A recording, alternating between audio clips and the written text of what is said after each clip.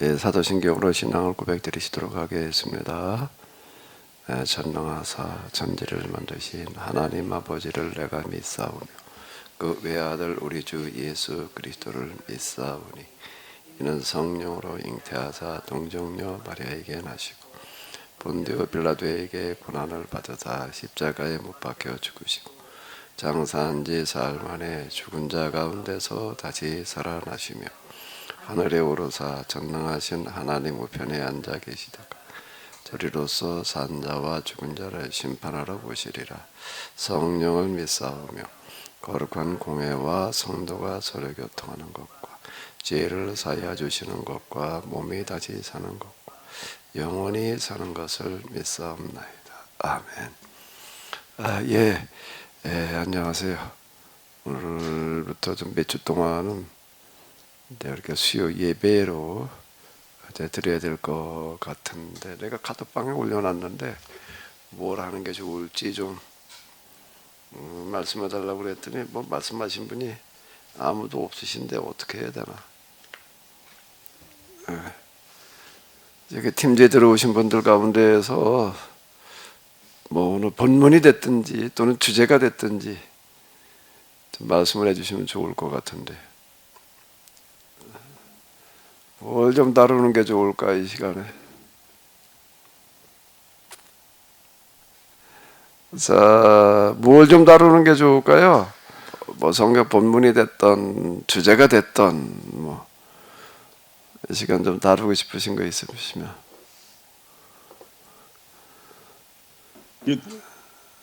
이춘우 목사입니다. 네네네.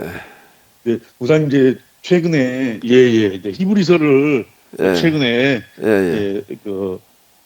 예배하시고 또 집중 세미나를 하시게 되셨는데 히브리서를 통해서 왜 히브리서를 갑자기 하시게 되셨는지 좀 궁금하기도 하고 또 세미나 전에 저희들이 히브리서를 공부하고자 할 때 좀 저희가 준비하거나 또 좀 그냥 가서 세미나를 듣지 않고 또 같이 함께 공부할 수 있는 데 도움이 될 수 있는 것들에 대해서 한번 좀 이야기 좀 듣고 싶습니다.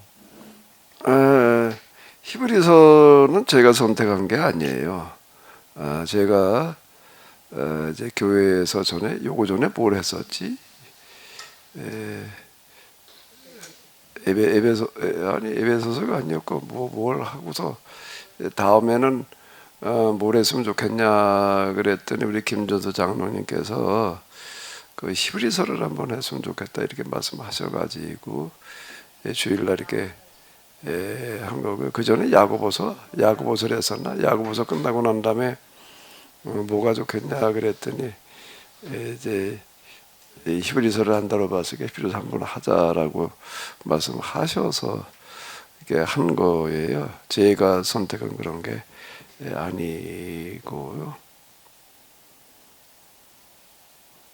히브리서를 공부하다가 이렇게 보니까는 11장에서 믿음으로 뭐 이제 그런 부분들이 이제 계속 나오잖아요. 믿음의 선진들 이야기를 하면서 믿음으로라고 하는 단어가 이제 계속 나오는데, 그러니까 이번 그 2박 3일 세미나 동안에는 이 믿음이라는 게 과연 뭔가라고 하는 걸 좀 집중적으로 다 우리가 한번 이렇게 좀 다뤄보는 게 좋지 않을까라고 생각을 해가지고서 거기다가 좀 초점을 맞춰놨습니다. 제가 그걸 올려드린 바와 같은 거고요.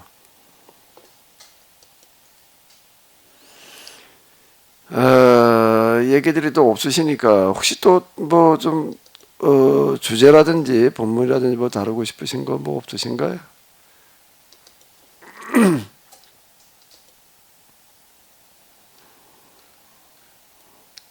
없으시면은 네, 네네네 말씀하세요.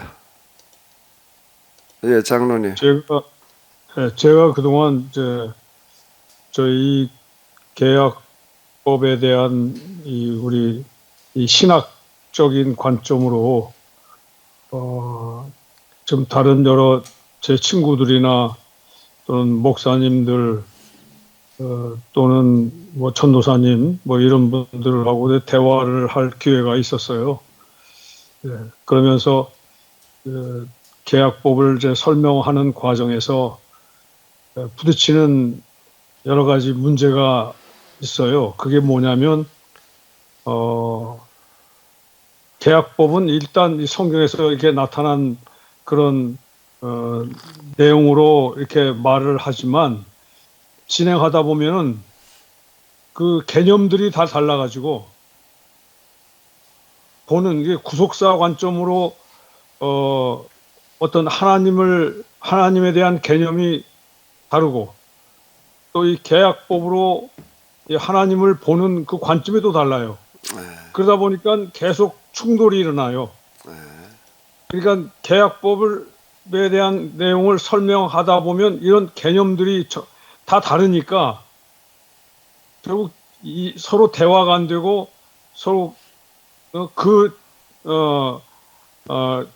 주제로 다시 돌아가게 되고 그러다 보면 이게 상당히 문제가 있어서 이 설명이 안 되고 그런 문제가 생깁니다. 그래서 제가 왜 이런 말씀을 드리냐면 이제 이런 계약법에 대한 이걸 복음으로 우리가 전해야 될 그런 사명을 갖다 보니까 이제 그래서 우리가 이런 계약법을 이런 어떤 목사님들이나 또 아는 또 같은 친구들이나 또 같은 신앙인들에게 이게 설명할 때 먼저 이 주제들을 정확하게 개념 정리를 해놓고 그런 걸 이제 해놓고 나서 이제 그걸 그 다음에 계약법을 설명해야겠다.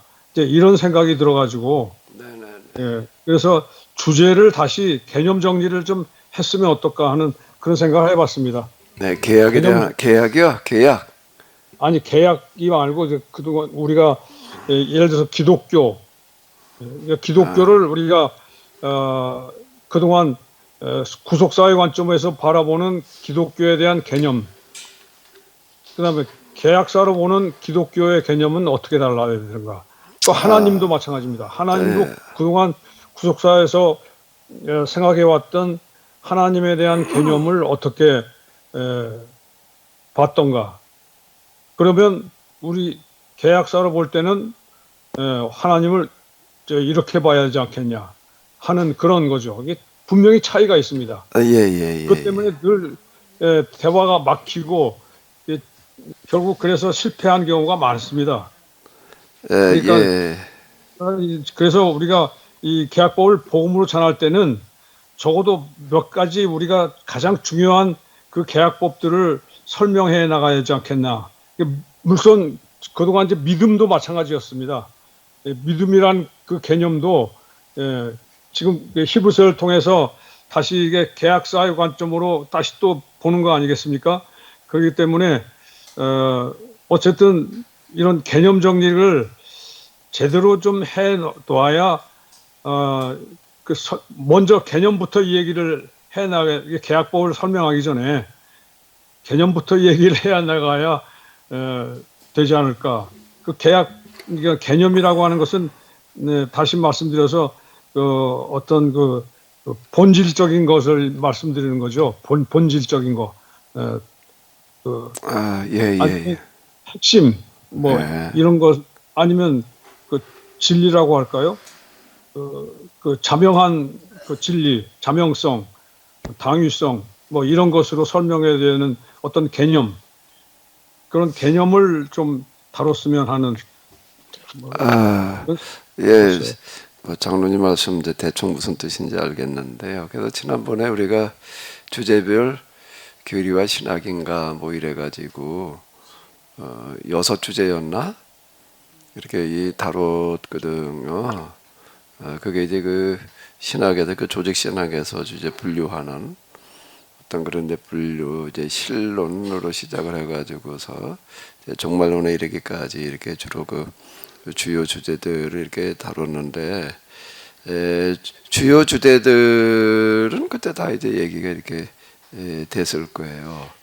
주요 주제들 하나님 신론 근데 그 일반적으로다가 기독교 신론 그렇게 되면 성경에서는 하나님 뭐라고 그러느냐 이래가지고 이제 삼위일체 신론으로다 이렇게 주로 이렇게 이제 언급이 되어지고 그러고 하는데 저는 이제 아예 시작 자체를 그렇게 하지 않고 신학이니까 하나님에 대한 물음이거든요. 하나님에 대한 인간의 이해를 염두에 두는 것이기 때문에 하나님이 어떤 분야여야 되는가 뭐 이제 제가 이렇게 이제 아마 시작을 했던 것 같은데요. 그 주요 주제들은 뭐 그때 이렇게 다뤘으니까 이제 근데 그 주요 주제 말고도 또 이제 부주제들 뭐 여러 주제들이 이제 많이 있죠. 그중에 이제 계약법을 하나를 이제 이렇게 얘기를 하셨는데요. 계약 일반적으로다가 계약법이라는 말도 안 쓰고 그냥 계약 이제 이렇게들 많이 좀 이제 쓰고 그러거든요. 그럼 이 시간에 그럼 계약이라고 하는 주제를 하나 좀 같이 얘기를 나눠볼까요? 계약? 예, 괜찮겠습니다. 일단 이런 주제들을 이렇게 다루고 설명하는 역할들을 하시는 분들이 이제 이렇게 이 신학자들이 그런 일들을 이렇게 하는데요. 성경에 보게 되면 이제 계약에 관한 이야기들이 이렇게 많이 나옵니다. 일단 그 현대 신학에 이르러서 신학자들이 접근하는 이런 방식은 어떤 출처라든지 뭐 이런데다가 좀 이렇게 초점을 많이 이렇게 맞춰 놓거든요. 성경에서 얘기하는 계약이라고 하는 게 계약이라는 이 개념이 어디서부터 온 거냐? 이제 이렇게 이제 조건들을 합니다. 그러면서 이제 이 계약이라고 하는 그런 개념이 성경에 나오는 이런 것들이 이제 어디에서 비롯된 건가라고 하게 되면 성경 자체에서 이렇게 비롯되어졌다라고 이게 보지를 않고 이제 고대 근동 메소포타미아, 이집트 뭐 이제 그쪽의 그 역사가 이제 이렇게 깊잖아요. 그러다가 보니까 이제 이런 데로부터 이제 영향을 이제 이렇게 받은 것이다. 자, 이제 이렇게 이제 존재를 하고 출발을 합니다. 그 현대 신학자들 같은 경우에는 뭐 거기다 그 비슷하게 하는 것 같아요. 그래서 이제 그러면 고대 근동에서의 계약이라고 하는 건 주로 뭐였느냐라고 할 때 이제 종주권 계약 뭐 이래가지고 국가와 국가 간의 이제 이 계약. 근데 그 국가와 국가 간의 계약이라고 하는 거가 이제 이 주로 제국이 등장하고 뭐 그러고 하면서부터 이제 지배하는 국가가 있고 지배당하는 국가가 있잖아요. 이제 이런 데서부터 이제 이렇게 비롯되어진 어떤 뭐다라는 식으로다가 이제 이렇게 접근을 해 들어갑니다. 저도 하나님 경험하고 난 다음에 이 계약이라고 하는 게 중요했구나라고 해가지고서 이제 한동안 제가 계약이라고 하는 책들을 계약이라는 제목으로 나온 책들을 이제 구해다가 뭐냐 좀 이제 읽느라고 좀 씨름을 이렇게 한 적이 있었는데 그죠 그때 이제 좀 읽었던 기억에 지금 대략 이렇게 남는 게 바로 이제 이런 겁니다. 그래서 이제 성경에서 얘기하는 계약이라고 하는 거 이런 고대 근동의 종주권 계약 뭐 기타 등등 이런 거로부터 이제 뭐 영향을 받은 거다라는 식으로다가 이렇게 조건들을 이제 하는 거 같더라고요. 물론 신학자들에 따라서 이제 조금 더 이제 다르게 접근하는 분들도 있기도 하겠지만 대부분 그렇게 보는 것 같아요. 그러면서 그 다음에 이제 성경의 계약으로 들어오게 되면 성경에 이제 여러 계약이 들어 있다. 라고 하는 거. 그건 제가 세미나에서도 뭐 이제 아마 몇 번 말씀드리지 않았나 싶었는데 이게 최초의 계약, 이제 이 아담과의 계약, 뭐 이제 이렇게 이제 이야기를 해요. 성경에 여러 계약이 있는데 아담과의 계약, 그리고 이제 두 번째는 이제 노아와의 계약, 그 무지개 사건, 뭐 기타 등등 뭐 이제 이런 걸 가지고도 또 이제 이야기를 하고요. 세 번째는 또 이제 이 아브라함과의 이제 이 계약, 그리고 이제 그 다음에는 이제 이게 시인의 산 이제 이 계약, 이스라엘과의 그 계약, 그리고 그 다음에 또 이제 중요하게 보는 거가 이 다윗과의 계약, 그 사무엘하 7장인가 그 나단이 하는 그런 이야기요. 뭐 이렇게 이제 쭉 이제 병렬로 연결을 해 놓습니다. 그리고 이제 뭐 또 예수님의 뭐 계약, 뭐 근데 예수님의 계약은 예수님의 사건을 계약으로다가 이렇게 보려고 하는 경우들이 별로 없는 것 같아요. 근데 대속의 사건다 이렇게 얘기를 하지 예수님께서 새로운 계약을 체결하신다 어쩐다 이런 쪽에다가는 별로 그렇게 관심을 기울이지 않는 것 같더라고요. 이게 이제 신학자들이 이제 구약을 전공하는 분들이 주로 이제 이렇게 다루는 어떤 이제 그런 건 것 같은데요. 근데 저는 이제 이거를 그런 식으로 보지를 않고 구약 성경에서 이 계약이라고 하는 어떤 이런 거는 고대 근동에 무슨 뭐 영향을 받아가지고 뭐 어쩌고 저쩌고 해가지고 이게 등장하는 어떤 그런 거가 아니라 성서 자체가 이제 계약의 책이다. 좀 이렇게 이제 좀 얘기하고 싶습니다. 창조라고 하는 것 자체가 이제 하나님과 피조물의 어떤 그런 계약의 사건이 이렇게 이 되는 거고, 창조가 계약이다가 보니까 지금 하나님과 피조물 관계 자체가 이 계약이잖아요. 그리고 이제 그 아담의 사건, 선악과 사건이라고 하는 것도 일종의 이제 그 계약으로 이렇게 봐가지고 이제 제가 늘 이야기하는 대로 창세기 3장인가요? 선악과 먹은 다음에 하나님께서 이제 하신 그런 이런 말씀, 이제 선악과 먹은 것 자체가 이제 계약을 어기는 어떤 그런 거다. 그래가지고 이제 내가 네게 먹지 말라 한 나무의 열매를 먹었은지 계약을 어겼다는 이야기로 이렇게 볼 수가 있는 거고요. 땅이 저주를 받아서 네 평생에 수고하여야 소산을 먹으리라. 이제 계약이 파기됐을 때 나타나는 사건이 이제 이런 거다라고 하는 거고요. 그 땅에 내게 가시덤불과 옹공기를 낼 것이라. 내가 먹을 것은 밭의 채소인즉 내가 흙으로 돌아갈 때까지 얼굴에 땀을 흘려 먹을 것을 먹으리니 내가 그것에도 취함을 입었음이라. 뭐 이제 이게 이제 계약을 어겼을 때 주어진 이제 하나의 그 형벌이다 라고 하는 건데, 어쨌든 창조 그리고 선악과 사건 자체가 이제 계약으로 이렇게 보는 거고, 이거는 근동에 뭐 어디서 영향을 받아가지고서 뭐 이렇게 얘기할 수 있는 게 아닌 것 같아요. 이거는 성경의 그 독특한 방식으로다가 전개해 나가는 어떤 이제 이런 거죠.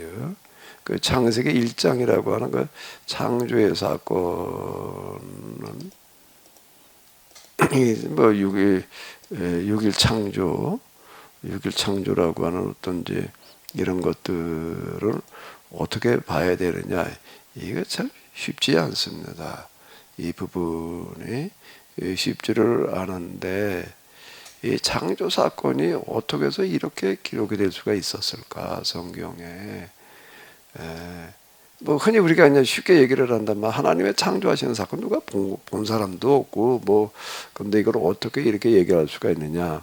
근데 아주 보수적인 측면에서 이렇게 얘기를 하는 거야. 하나님께서 이제 뭐 기록자, 특히 모세가 이제 기록했다. 그러니까 모세에게 이렇게 계시를 주셔가지고서 창조의 사건 이렇게 말할 수 있었다. 뭐 이제 이렇게 얘기하기도 하고 이제 그러는데, 글쎄 그것도 좀 이 석연치가 않더라고요. 이게 창조 사건이 어떻게 돼서 여기에 이런 식으로 기록이 되어져 있을까? 그러니까 하나님께서 이 기록자에게 계시를 주셔가지고 이렇게 알게 하셨다. 뭐 이제 이렇게들도 이제 얘기하고 뭐 그러는데, 근데 이제 이거 가지고 제가 씨름하다가 보니까는 이건 제가 접근하는 방식입니다. 오경이라고 하는 거가 포로기의 오늘의 형태로 편집이 되는 거거든요. 편집이라는 말은 기록하고는 다른 얘기예요.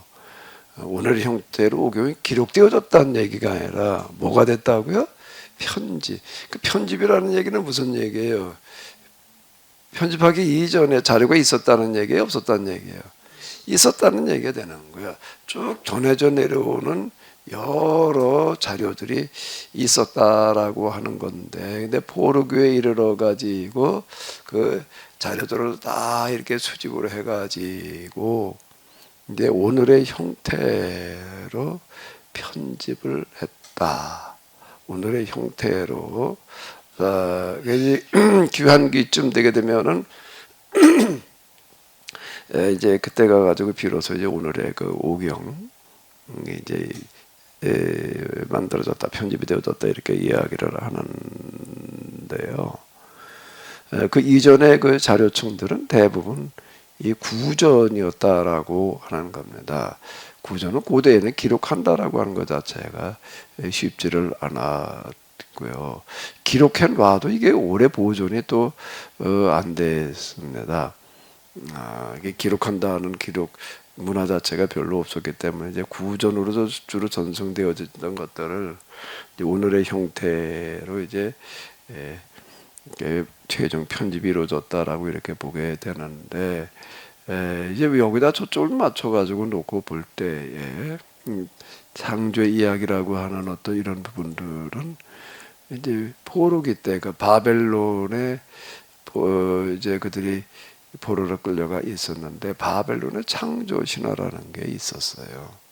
바벨론의 창조 신화라는 게 있어가지고 매년 연초가 되게 되면은 이제 바벨론이 제국이니까 이제 그 속국들의 그 고위 관리들을 왕을 비롯해서 다 소집을 해가지고 성대한 그런 이제 잔치를 벌리고 이러면서 이제 창조 소라를 창조 신화를 비롯해 가지고 이제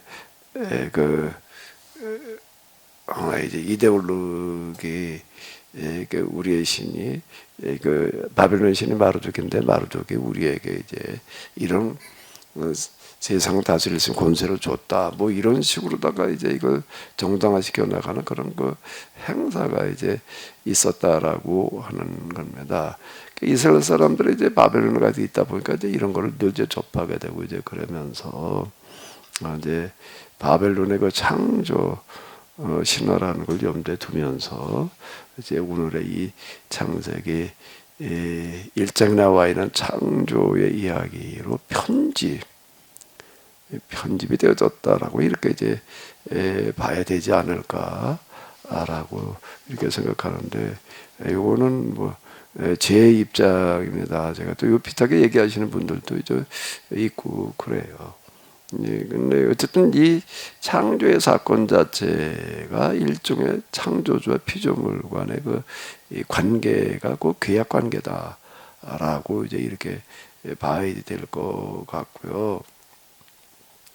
노아의 계약, 뭐 아브라함과의 계약, 그리고 특히 이제 이 다윗과의 계약, 뭐 이런 식으로다가 여러 계약들이 있다라는 식으로 이렇게 이야기를 하는데, 성경에서 얘기하는 계약은 여러 계약이 아니라 한 계약만 있다. 이렇게 봐야 될 것 같아요. 그게 시내산 계약. 하나님께서 이스라엘을 부르셔서 시내산의 계약을 맺으시는 그 계약이 성경에서 얘기하는 주 계약이다. 이렇게 봐야지 이게 그 다음까지 연결이 되지. 그 신에대한 계약이라고 하는 거가 노아, 아브라함 또는 다윗과 맺은 계약들과 비슷한 수준의 하나로 이렇게 이제 봐버리게 되면은요, 그 다음 연결이라는 게 대단히 어렵습니다. 그 성경에도 얘기하는 주 계약은 이 신에 대한 계약이다. 신에 대한 계약은 아담의 선악과를 먹으로 말미암아 파괴되어진 그 형별 이전으로 다시 이제 회복하고 돌아가는 어떤 이런 걸로다가 자 이렇게 봐야지 이게 이스라엘 역사가 이렇게 관통이 되거든요. 그 계약법이라고 하는 거가 오경 왜 이렇게 오경이 중요하냐라고 얘기를 할 때 오경 속에 뭐가 들어있어서 그런가 하면 신에 대한 계약법이 들어있다. 오경 율법 이렇게 얘기하는 거를 자꾸 이제 율법이 들어있다 율법이다 그래 놓으니까 여기 여러 법상들이 들어있다라는 식으로다가 이렇게 이해하기 쉽고요. 또 그렇게 다룹니다. 율법이라고 하는 게 율법이라고 하는 거를 여러 그냥 사회에 법조항을 담아놓고 있는 어떤 이런 걸로 보지 말고 그 십계명을 비롯한 법조항들도 또 어떻게 이제 이 현대 신학자들 그 진보 쪽에 있는 사람들이 이제 주로 이런 작업들을 하는데 이 성경에 들어있는 이 법조항이라고 하는 것도 또 뭔가 근동에서 이제 영향을 받은 거다. 이제 이렇게 이제 이 법률학에다 이제 뭐 함무라비 법전 또는 에즈누나 법전 이제 뭐 이런 것들에다 영향을 받아 가지고서 이제 이런 율법에 들어있는 그 법전들이 있다라고 또 이렇게 이제 이야기를 하는데 글쎄 아무리 봐도 난 십계명이나 이런 거가 무슨 그런 거에 법전에 영향을 받아가지고 그렇게 쓰여졌을 것 같지는 않아요. 내용 자체가 너무 이게 독특하고 이제 다른데 그렇게 보는 거에 대해서 전 좀 석연치가 않더라고요. 딱 받아들여지지가 않아요. 이게 이 계약법이라고 하는 것은 이건 이제 모세라는 사람이 주로 이제 이렇게 그 입안을 하고 또 정리를 나가는데 물론 모세라는 사람이 애굽에서 이제 왕자 교육을 받은 사람이고 그 왕자 교육을 받았다라고 하는 이야기는 뭔가 그 시대의 학문이 줄 수 있는 어떤 그런 그 지식들을 다 이제 물려받았다라고 이렇게 얘기를 할 수가 있는데 그러다 보니까 그가 그 당시 사회법에 대해서 알고는 있었겠지요. 알고는 있었겠지만은 그 영향을 받아가지고 오늘의 십계명이 뭐 이렇게 만들어졌다 뭐 이런 식으로 얘기하는 거는 좀 지나친 일이 아닐까라고 이렇게 좀 생각이 들고요. 그래서 성경에서 얘기하는 계약 이렇게 얘기를 할 때에는 신에 대한 계약이다 또 계약법이다 이렇게 봐야지 될 것 같아요. 그러니까 예언자들은 그럼 뭐한 사람들이냐? 율법과 선지자 이렇게 그러니 선지자라고 하는 사람들은 계약법으로 돌아가자라고 얘기하는 사람들이었다. 라고 하는 거고요.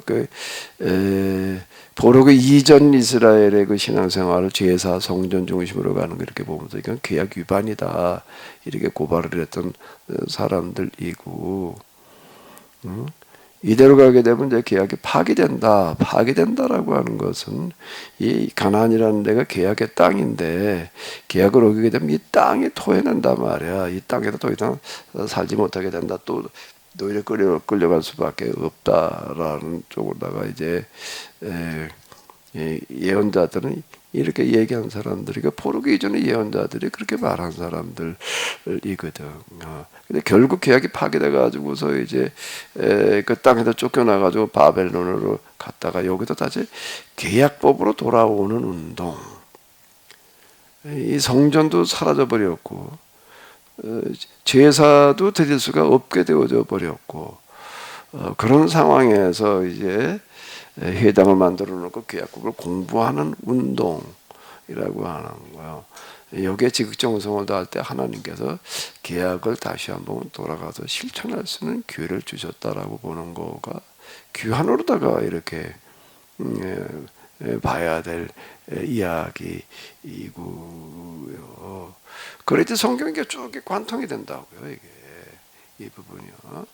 그리고 이제 예수님 때 이르러 가지고서는 이스라엘 사람들이 또 어디로 돌아가는가라고 하게 되면 이제 절기 신앙으로 절기 제사 6월절 제사 중심의 그런 신앙으로다가 또 이게 빗나가다가 보니까 그리고 이제 율법 조항을 만들어 가지고 그 조항 몇 가지 지키면 의롭다고 말한다는 식으로 이렇게 돌아가다 보니까 이게 또 규약 위반이다라고 예수님께서 하신 일이라는 건 뭐냐면 당시 유대인들의 계약에서 벗어나 있다라는 거를 책망하시고 뜯어고치는 작업이셨고 예수님께서 죽으심은 그냥 온 인류의 모든 죄를 다 용서하기 위해서 돌아가셨다 이런 식으로 다 구속사에서는 자꾸 거기다 초점을 맞춰 놓는데 새로운 계약을 체결하기 위한 죽으심이었다 이렇게 봐야 될 것 같아요. 성경에 얘기하는 계약이라고 하는 건 뭐 제가 이건 뭐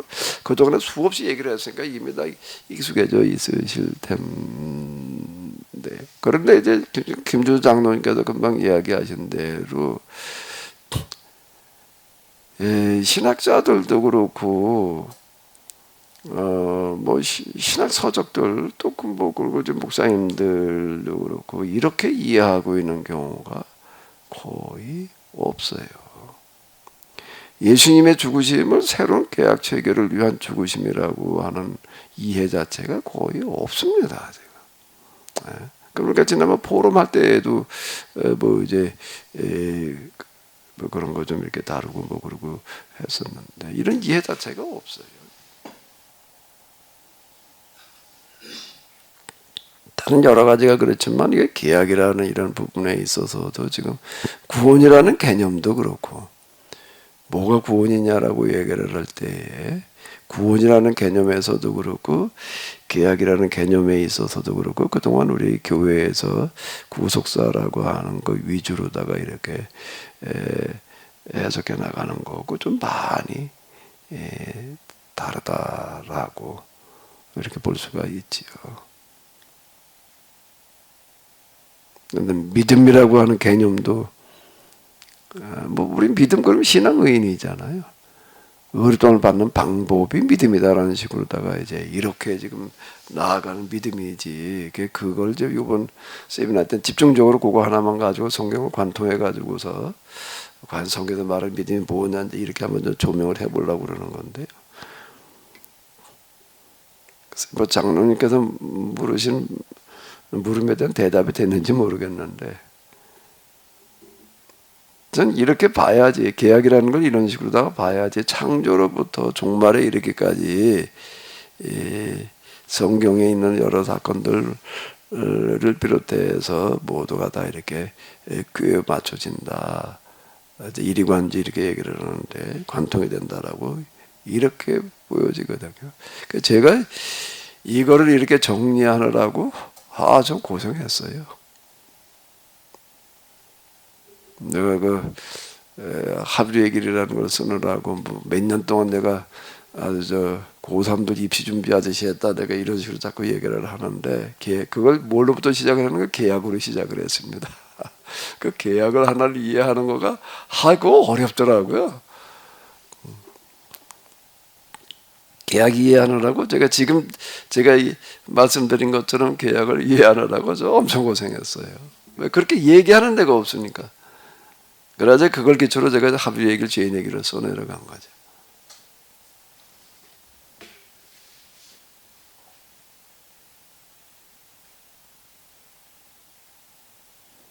이제 이중성 목사님 이렇게 또 오랜만에 오셨는데 뭐 저 계약에 대해서 좀 하실 말씀 좀 있으면 하세요. 또 학교에 가서도 이렇게 신학교도 가르치시기도 하고 그러는데 좀. 예. 이게 이제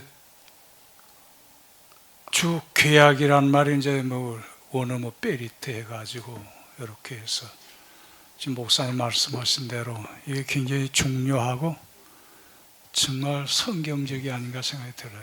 왜 그러냐면 그 전에는 우리는 계약을 어떻게 이해하냐면 뭐다 이 얘기하고 다 알다시피 언약이라고 하는 개념.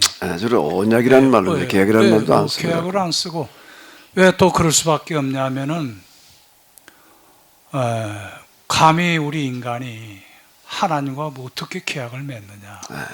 어떤 면에 계약이라는 거는 대등한 관계에서 서로 간의 어떤 뭐 의무랄까 이런 어떤 계약에 대한 그 내용을 실천을 해야 되는데 우리는 할 수 없다. 우리는 죄인이다. 그리고 그래서 그냥 일방적으로 하나님이 주신 것만 받을 수 있다. 그래서 은혜란 말을 강조하게 되고 또 이걸 받는 수단으로 믿음이라는 말을 행위와 상관없이 그냥 그런 일변도로 이렇게 내려온 것 같은데 사실 이 계약은 그러니까 우리가 할 수 있는 목사님이 늘 강조하신 말씀대로 참 그 율법을 온전케 그 계약을 완성하기 위해서는 우리가 100% 참 하나님이 100% 그렇게 해서 이루어질 때 이게 가능한 것이다.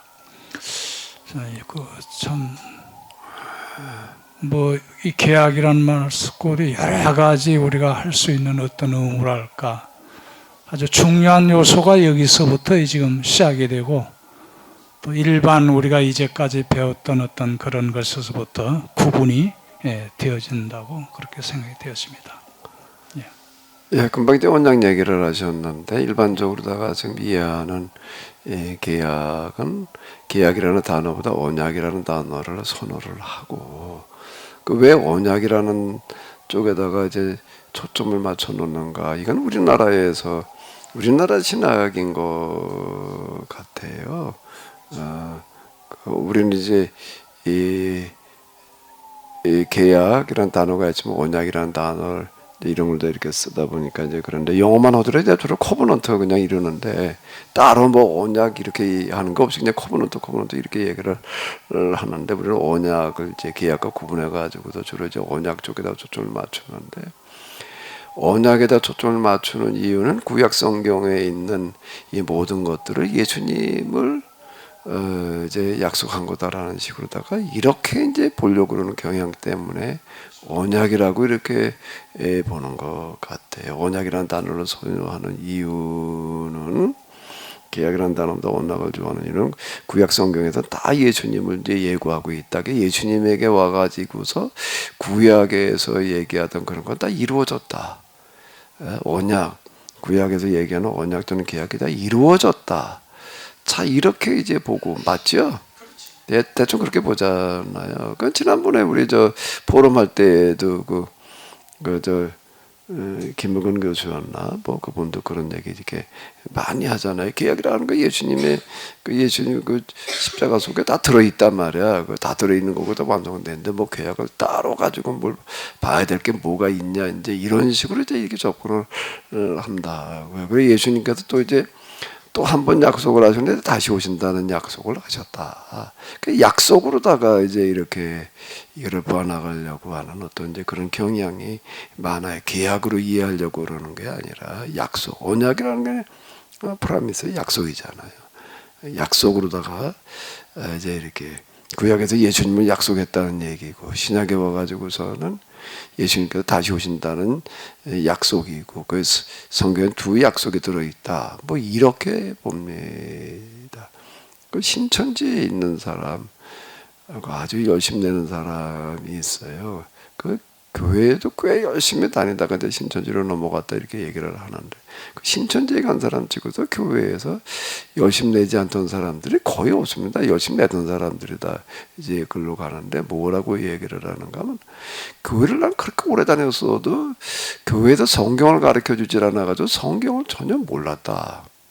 자, 이렇게 얘기를 합니다. 설교 시간에 어디 본문 가지고도 얘기를 하지만 그 본문이라고 하는 거가 성경을 가르치는 게 아니잖아요. 자기가 얘기하려고 하는 그 주제에 맞춰가지고 이제 근거로다가 이렇게 얘기를 하고 이 구절 저 구절 그렇게 예화 그저 이거저거 따다가 그냥 이렇게 끌고 나가는 이제 이런 식인데 그러니까 평생 교회를 다닌다고 해가지고서 그 교회 다니면서 설교 들었다고 성경을 아는 게 아니거든요. 또 신천지에 가가지고도 비로소 성경을 배웠다 이렇게 얘기를 해. 교회 다니면서는 그렇게 오래 다녔어도 그저 구약은 예수님께서 오신다는 약속이고 신약은 예수님이 다시 오신다는 약속이다. 이것만 들었다 이렇게 이제 이야기를 하더라고요. 사실 그렇습니다. 그 언약에다 맞춰가지고서 이렇게 이해하려고 때 계약에다가 금방 이준석 목사님 말씀하신 사람이 어떻게 하나님과 계약을 맺냐? 그냥 은총이 있을 뿐이지 이제 이런 식으로 해서 계약이라는 단어 자체를 좀 멀리하려고 하는 어떤 그런 경향이 좀 많이 있는 것 같습니다. 계약이라는 단어가 베리트도 그렇고 이게 원래 의도하는 게 바로 이제 그와 같다라는 거 봐야 되지 않을까 아마. 그러니까 여기 제가 지금 얘기하려고 하는 게 그게 계약 체결 무엇인가, 무엇 위한 계약인가, 자연과 화해라 온건기가 사라진다.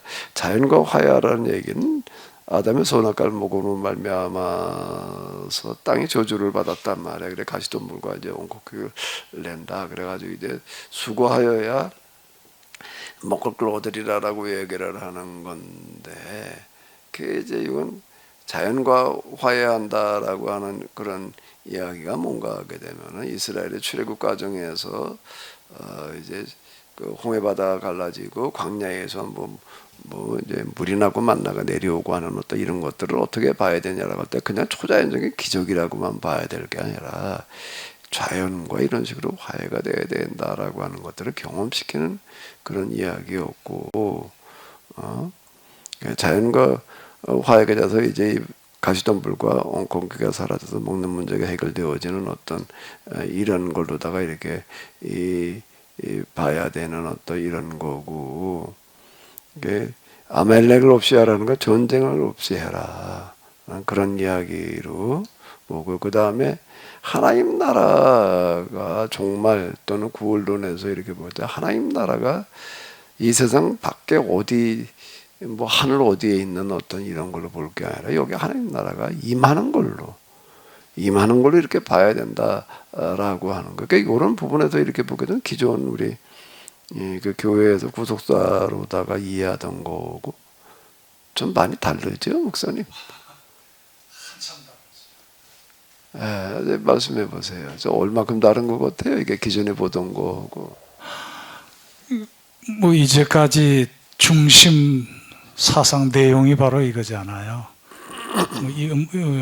큰 틀에서 이건데 뭐 어떻게 다 얘기를 못하죠. 그래서 저는 늘 그런 생각을 해요. 어떻게 우리가 이렇게 알기는 뭘 아는 것 같은데 거꾸로 그렇게 하느냐, 정반대로. 그래서 모든 우리가 해야 될 일은 이런 큰 틀에서부터 이미 목사님이 제시한 그 계약의 관계, 또 그러다 보니까 어떤 뭐 구원, 뭐 천국관 이런 것들이 새로 정말 정립을 하고 모든 일 손 안 댈 게 없을 것 같아요. 거의 다 정립을 해서 이런 것 참 한 통으로 이해할 수 있는 이걸 또 해야 될 것 같아요. 조금 전에 예수님이 전 계약을 재계약으로 오셨다.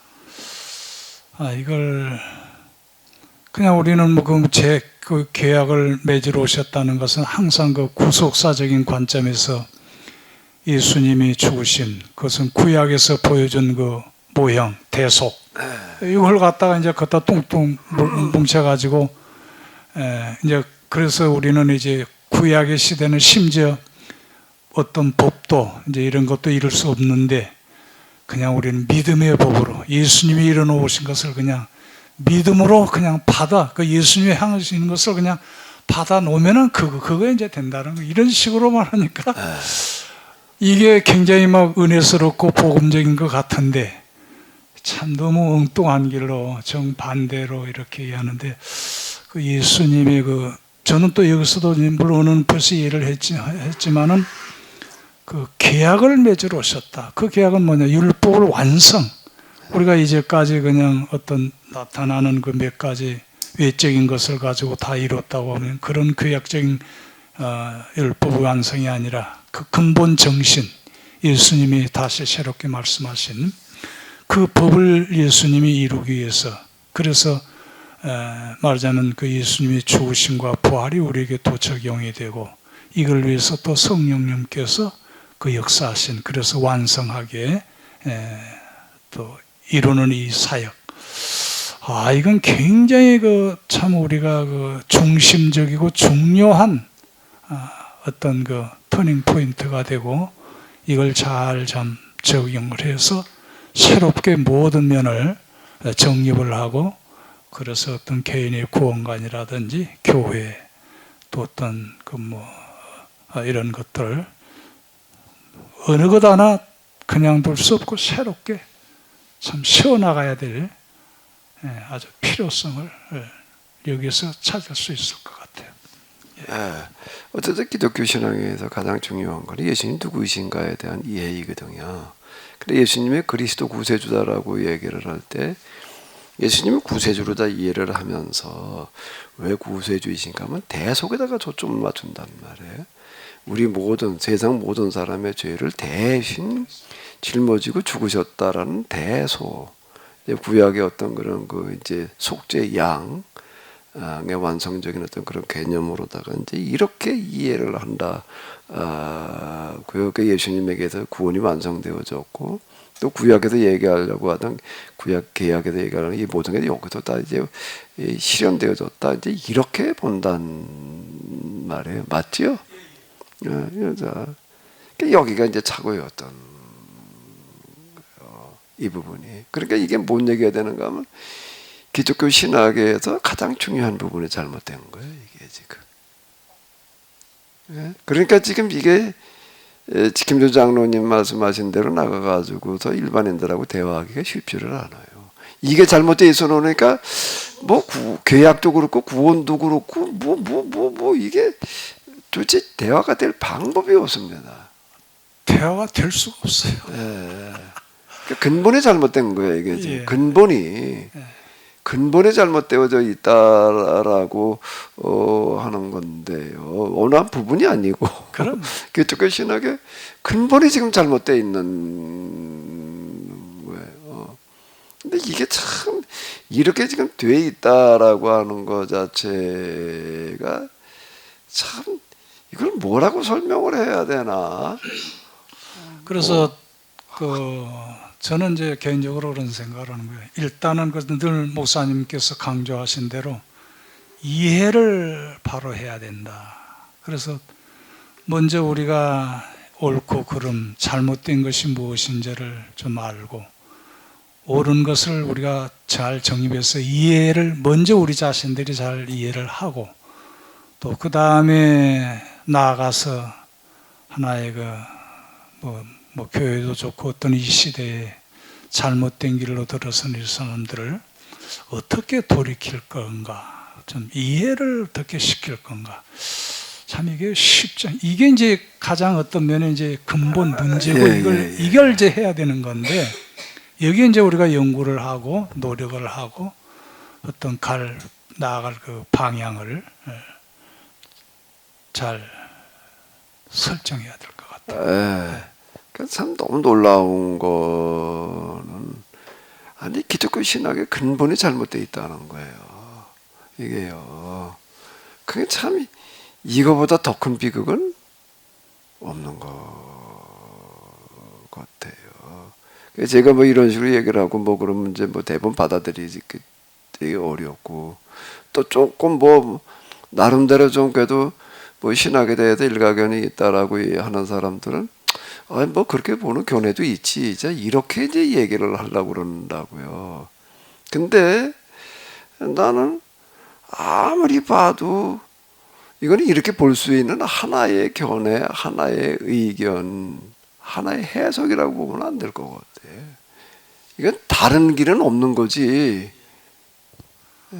봐도 그런 거 아닌가요? 그래. 아주 근본적으로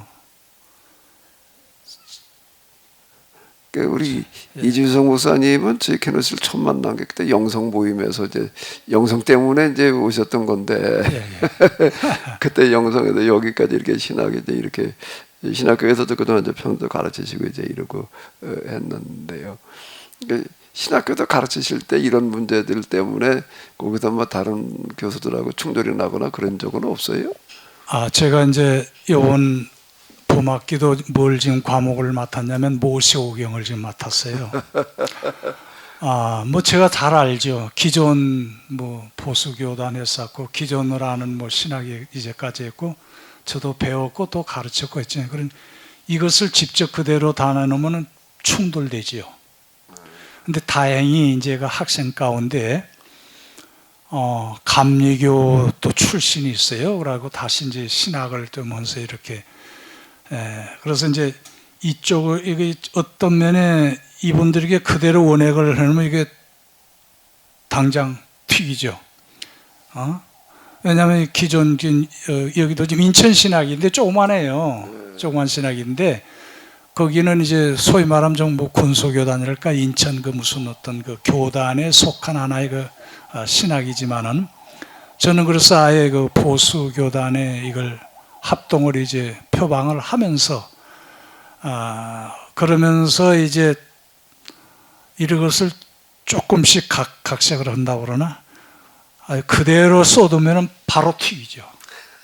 이건 안 되니까 그러면서 이제 근원적으로 좀 넓게 그래서 여기 인문학이 상당히 좀 도움이 됐던 것 같고 그래도 제 개인적으로 나름대로 우리 목사님 밑에서 계속 이렇게 해서 어느 정도 조금 그 케노시스의 그 영성이라는 것을 조금 이제 이해를 하면서 이제 거의 뭐 제 나름대로 이제 가지지만 이들을 향해서 굉장히 반응은 굉장히 좋아요. 그냥 왜냐하면 이쪽을 또 제가 이쪽 저쪽을 이제 일을 하니까 조정을 해서 어떤 것을 합의 좀 이렇게 얘기할 때 일단은 수긍에 가도록 이거다. 야 이게 또 이건 이제 우리가 잘못됐다. 이렇게 해서 조금씩 조절을 해서 지금 수위를 조절해서 이렇게 강의를 해요. 네. 근데 지금 우리가 뭔가 하면 기독교 신학의 근간 자체가 잘못됐기 때문에 예수님에 대한 특히 예수님의 그 십자가 사건에 대한 이해 자체가 이게 지금 다르기 때문에 뭐 다른 그 관련 주제들에 대해서 개념들이 다 달라질 수밖에 없어요. 거의 다 지금 아마 김 주장님께서 지적하신 게 뭐 그런 걸 지적하신 게 아닌가라고 이렇게 생각이 되어지는데요. 이게 대화가 좀 쉽지 않습니다. 이 부분이. 또 한 가지 그 관점이 있는데요. 그건 뭐냐면 또 흔히들 우리가 하나님에 대해서 일반인들이 또 생각하는 그 하나님의 그 개념과 또 이 구속사의 그 신앙을 가진 사람들의 관점이 같습니다. 거의.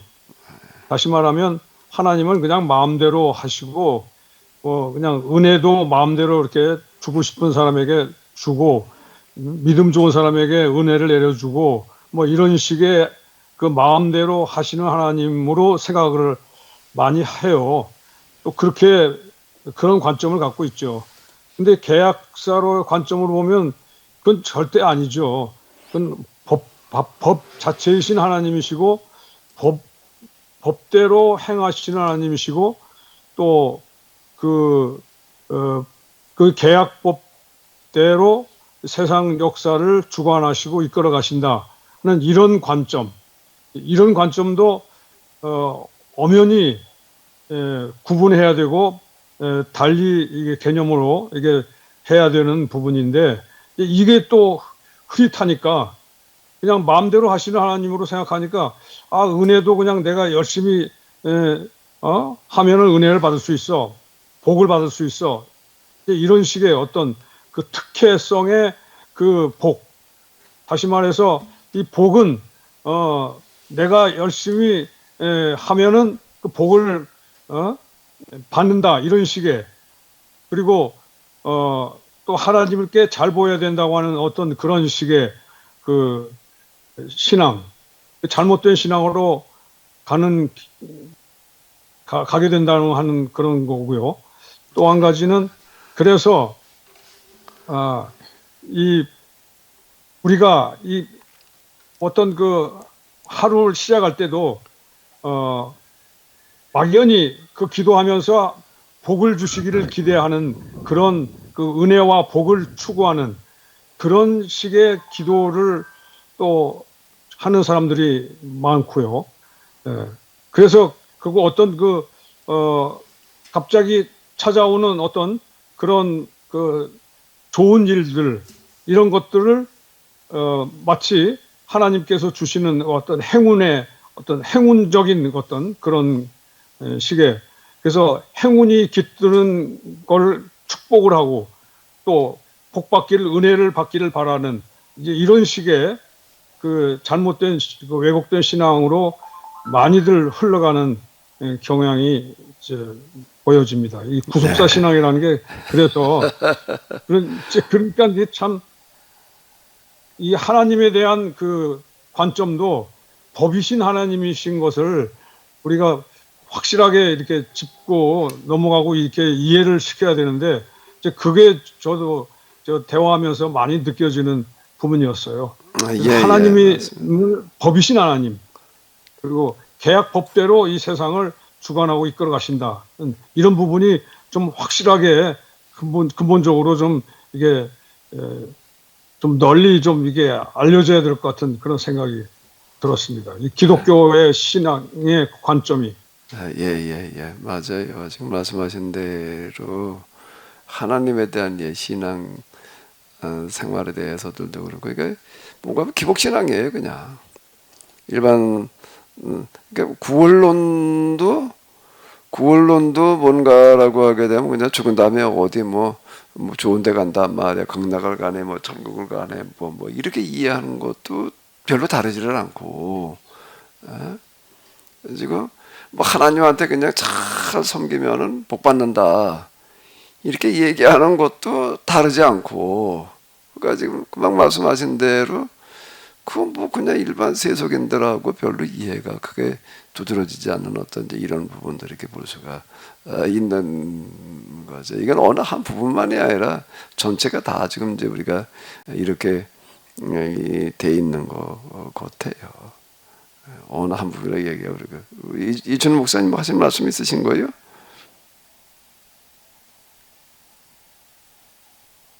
말이 안 들려요. 얼굴이 옆으로 갔다가 똑바로 섰다가 지금 왔다 갔다 하는데. 아닙니다. 죄송합니다. 잘못 눌렀어요. 예. 그러니까 이게 지금 이 뭔가라고 하게 되면은 우리 기독교 신학 자체가 지금 심각한 문제를 가지고 있다. 이런 결론에 도달하게 되는 거예요. 그죠? 맞죠? 기독교 신학 자체가 지금 그 근본에서부터 잘못되어 있다. 이렇게 얘기를 해도 과언이 아닌 것 같아요. 참 이거를 어떻게 바로잡아야 되나? 이거 참.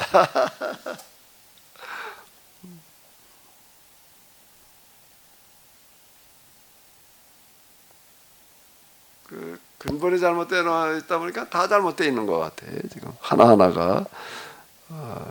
그 개념 정리라고 이렇게 이제 금방 장로님께서 말씀하신 이게 뭐 개념으로 정리에 들어가 가지고서 하나하나 뭐 이렇게 얘기하기도 어려운 얘기. 아예 신학 근본부터 이게 다시 정리하고 나가야 될 노릇이지. 개념이 잘 정리가 안 돼 가지고 지금 대화가 안 되는 게 아니라 아예 개념 자체가 달라 가지고 지금 대화가 안 되는 거예요. 이게. 기본적인 골격 자체가 달라 놓으니까. 목사님, 그러면 우리 회심의 사건들을 계약사 측면에서 어떻게 이해를 해야 되나요, 목사님? 뭐를요? 회심의 사건들 있잖아요, 개인들이 회심. 네네. 회심.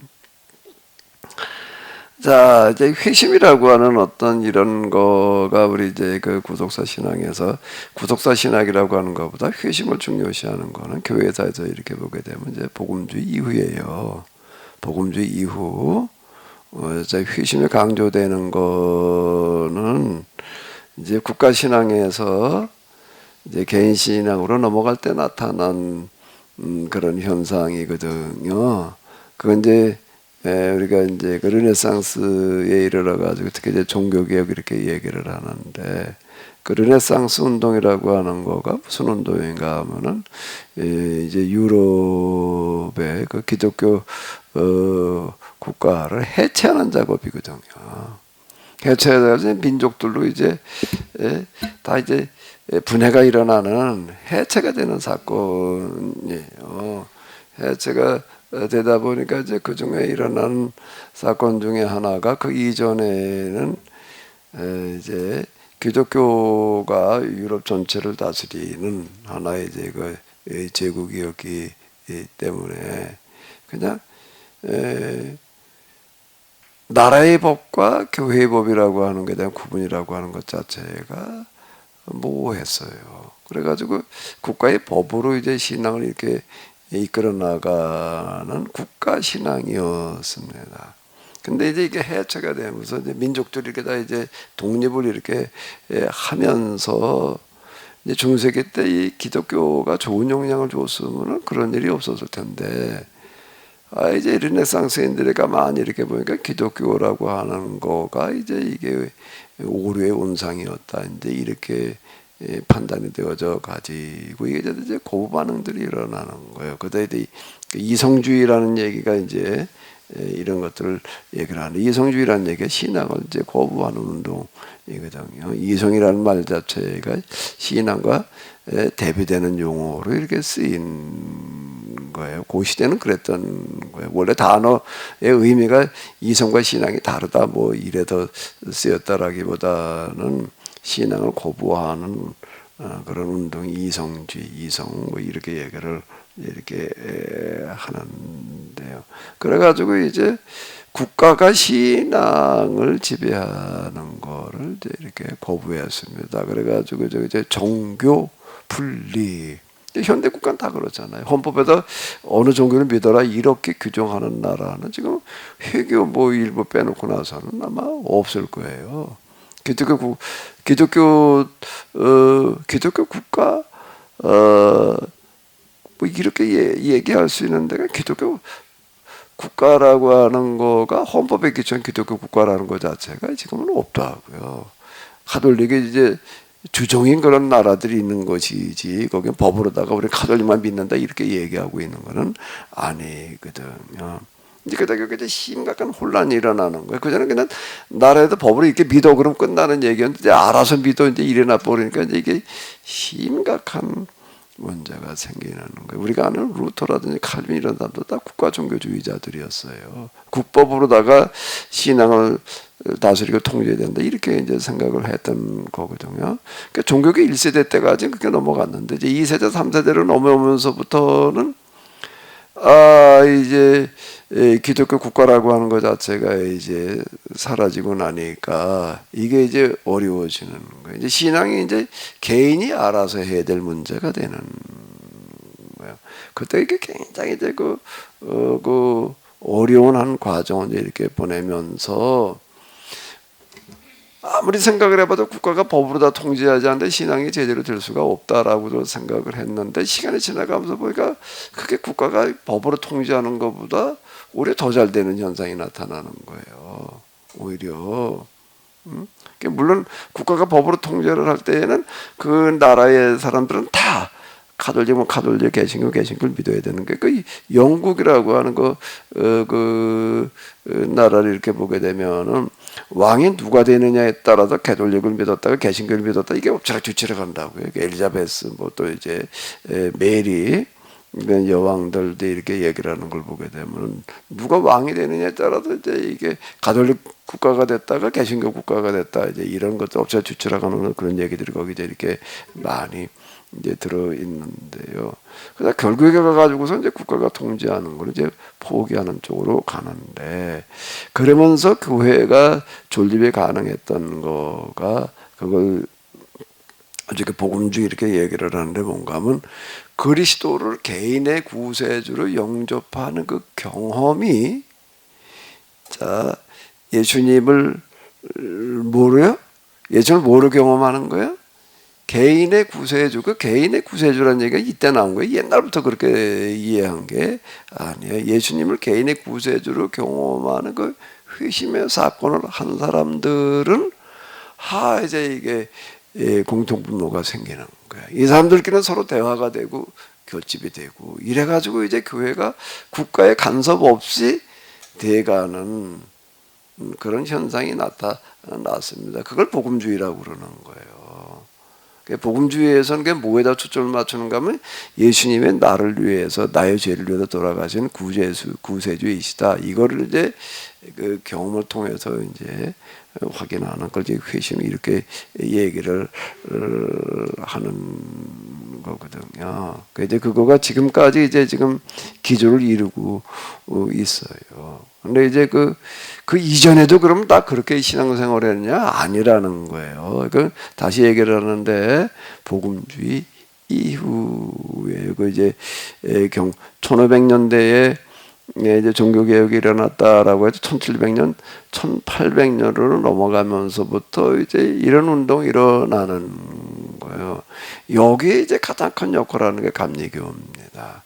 요한 웨슬리, 조지 휘필드 이런 사람들이 그 회심을 이제 강조하고 나아가는 어떤 이제 이런 거가, 그리고 이제 미국에서는 조나단 에드워즈 이제 이런 사람들로 말미암아서 이제 이 복음주의가 확산이 되어져 나가서 그 이후에 개신교는 거의 다 이제 그 영향권 안으로 들어왔다라고 이렇게 이제 이 보는 건데요.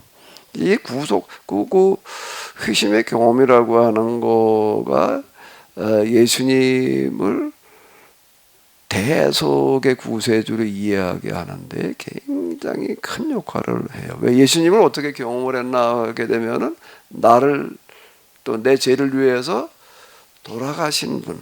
그래서 예수님을 통해 가던 내 죄가 용서받는 경험이 일어났단 말이에요.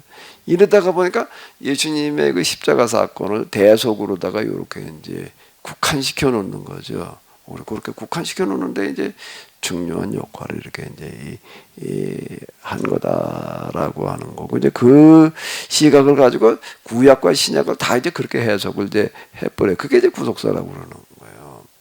구속사인데, 그럼 개혁이라고 하는 측면에서 이건 어떻게 봐야 되느냐? 이와 특성은 내가 이게 여러 번 얘기했는데, 개혁이라는 측면에서는 이 회심의 사건을 어떻게 봐야 되나?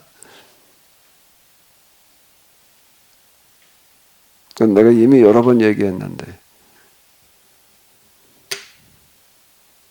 에?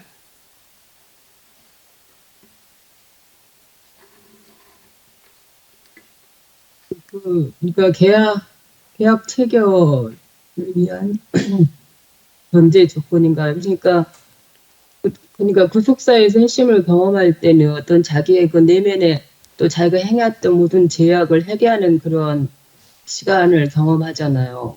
근데 그때는 계약사니 계약법인 이런 것을 모르니까 성령께서 회개시키는 대로 회개를 경험하는데, 저도 이제 큰 회심의 경험을 했고, 지금 이제 계약사를 지금 듣고 와서 돌이켜보면, 그 이후에 이렇게 계약법 정신을 교육이 되었으면은 정말 그 성령 충만했을 때, 회심했을 때 방향을 바로 잡고 가지 않았을까 하는 그 생각을 해보거든요. 네, 우리가 회심의 사건에서 나타나는 게 죄 용서 받았다는 그런 하나의 확신과 더불어 가지고 동시에 구원받았다는 그런 생각으로다가 또 이어진다고요. 그렇게 이제 얘기를 해주니까 이제 이제 구원받았다. 나 이제 어쨌든 여기서 이러고 있다가 이 확신을 가지고 있다가 죽은 다음에 하나님 나라 간다. 이제 이런 식으로다가 지금 이제 우리가 이해를 해 나간다고요. 여기서 지금 우리가 이 세상에 살아가고 있지만 이미 우리는 하늘에 속한 자다. 이제 시민권이 우리는 이제 둘이 있는 거예요. 이제 대한민국 국민이기도 하면서 동시에 하늘나라 구원받은 하나의 시민이다. 이제 이런 식으로다가 이제 이렇게 이해를 한다고요. 근데 계약사로 이렇게 볼 때 회심의 사건이라는 것도 이제 굉장히 중요할 수 있는데, 그건 뭔가라고 하게 되면은 구원받았다라는 그런 개념을 어떻게 이해를 하는 쪽으로 연결해 나가면 되는가 하면 어디로 연결하면 되겠어요? 계약 공동체에 비로소 뭐가 되는 거야? 구성원의 자격을 갖추는 거예요. 계약 공동체로서 교회가 계약 공동체잖아요. 여기에 이제 비로소 이제 구성원이어서 계약법을 지킬 수 있는 그런 토대를 마련했다라는 데에다가 보면은 돼요. 그쪽에다가 이제 죽은 다음에 하나님 나라 간다 이렇게 이해하지 말고, 그건 모순이야. 논리에서도 안 맞아요. 죽은 다음에 여기서 이렇게 딱 하나님 나라 간다라고. 왜 안 맞는가 하면 하나님 나라가 어디 지구 바깥에 어디 하늘 어디에 뭐 제3의 공간에 있는 데가 아니기 때문에 그러는 거예요. 그러니까 하나님 나라가 어디 여기 지구 바깥에 어디 있다라는 식으로 이해할 때는 이제 죽은 다음에 어디 간다 이렇게 이해할 수가 있는데, 이 땅에 하나님 나라가 임하는 걸로 본다라고 하게 되면은 죽은 다음에 하나님 나라 간다는 얘기 자체가 안 맞는 거예요, 이게요. 하나님 나라가 어디서 이 지구라고 하는 거 이건 뭐 그냥 어차피 그냥 불 받아 들고 그냥 버릴 거니까 이제 그러니까 이거에 대해서 아무런 미련을 안 가져. 이제 지금 일반 이 구속사 신앙을 가지고 있는 사람들은 지금 뭐 기후 문제라든지 무슨 뭐 이런 거에 대해서 전혀 신경 안 써요.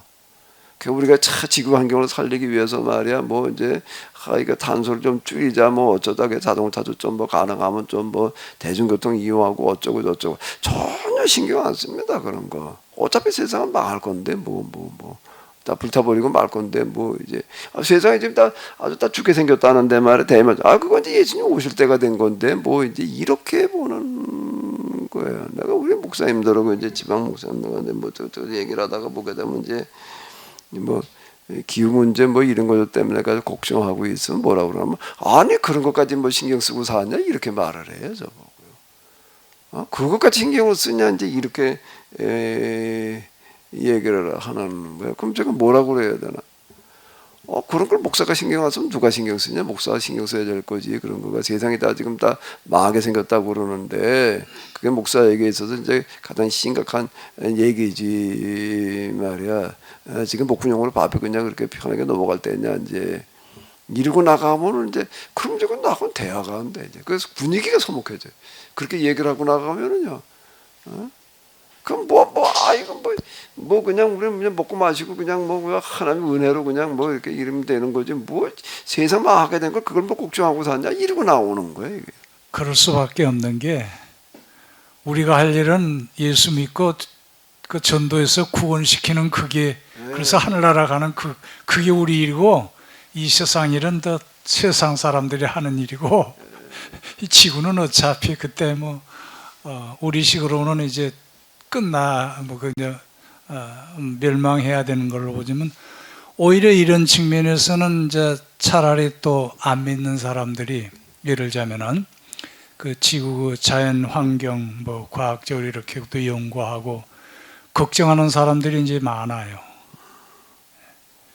자연적으로 오히려 그 생물 이런 것들을 잘 보존을 해야 되고 이 기후에 대해서 굉장히 또 민감하게 어떻게 이 문제를 해결해야 되느냐고 하는 그런 관점으로 그 접근하는 이제 사람들이 많이 있는 것 같아요. 앞으로 더 많이 또 생기겠죠. 이제 제가 자명 뭐 상지 이제 이런 얘기들을 많이 하는데요. 우리 기독교 신앙은 상식과 자명이 안 맞아요. 원리와 이치 전혀 안 맞는 얘기예요. 이거는. 근데 전혀 그게 그렇게 또 생각들이 안 드는 거예요. 거기에 딱 젖어 놓으니까 지금 뭐가 그 신앙에 문제가 있다라고 하는 것에 대해서 아무런 어떤 느낌을 가지기가 참 어려운 것 같아요.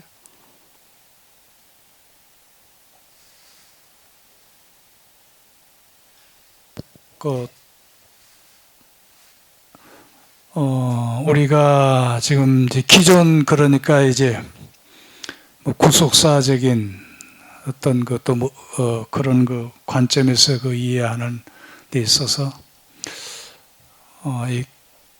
우리 지금 케노시스적인 그 우리 목사님이 말씀하신 이걸 낼 때 저는 그 굉장히 보편적으로 접근할 수 있는 방법 중에 금방 보편성과 그 당위성 이런 것들이 굉장히 어떤 그 논리적으로 합법적으로 이해시키고 또 이해할 수 있는 아주 중요한 또 하나의 그런 요소인 것 같아요. 예, 맞아요. 당위에 맞아야 되는 거지. 이게 논리에 맞아야 되는 예. 거고.